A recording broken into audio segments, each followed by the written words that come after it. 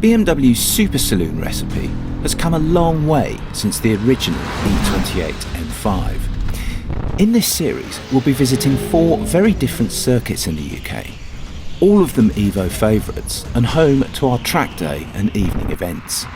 Should be fun, so let's get cracking.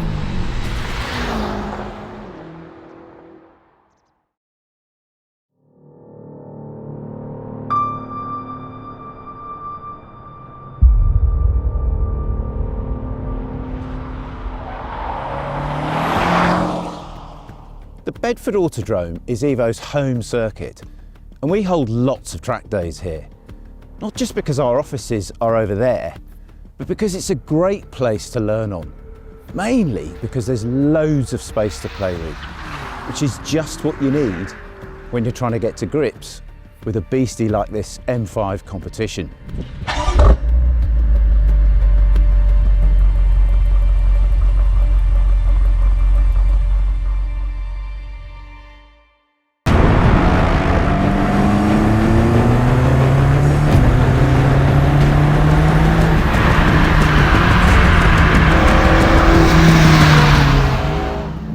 As I say, it is a really good circuit to learn the craft, is Bedford.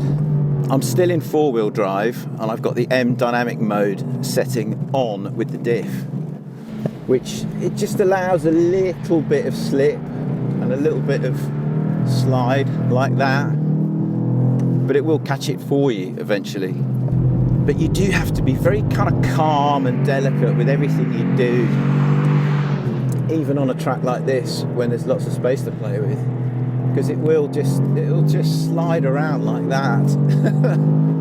But that's because this car has such a phenomenal amount of not just power but torque. 750 newton meters of torque along with 625 horsepower. It's just bonkers how rapid and potent this thing feels.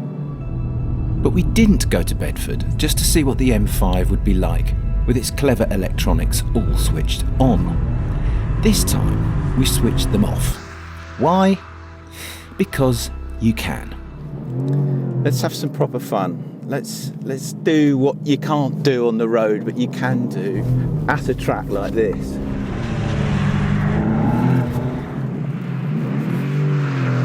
And that's that kind of thing. It will just do it forever. Brilliant, absolutely brilliant. All right, this is second gear and I'm just up to third, still doing it, up to fourth and it's still doing it. Loopy soup, absolute loopy soup. Oh, that very nearly went too far then for its own good. Okay, here we go. Here's the upshift mid-skid.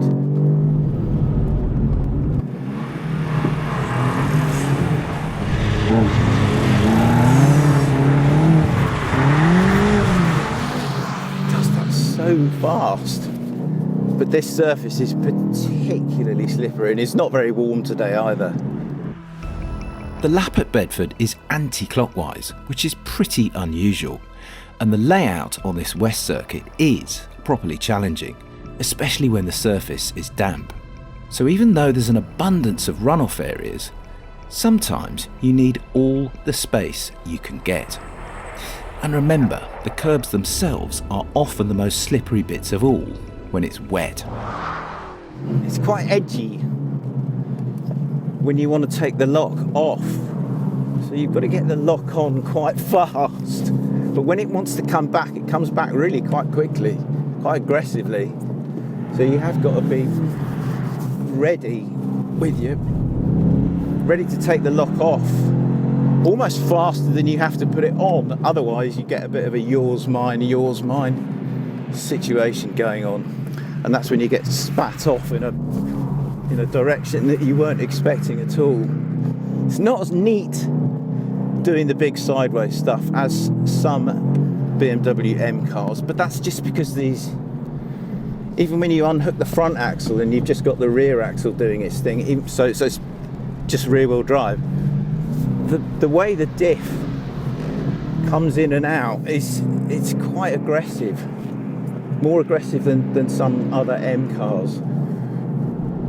So it's kind of slightly spiky in the amount of grip it has and the amount of traction and the ease with which it will break traction like that.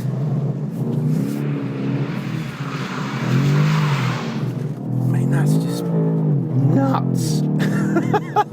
Absolutely nuts. There's no way you drive it like this on a kind of regular track or track day, because you just get a red flag and told to go home immediately and have a word with yourself. But that's the beauty of this place, all this space to play with, theoretically nothing to hit.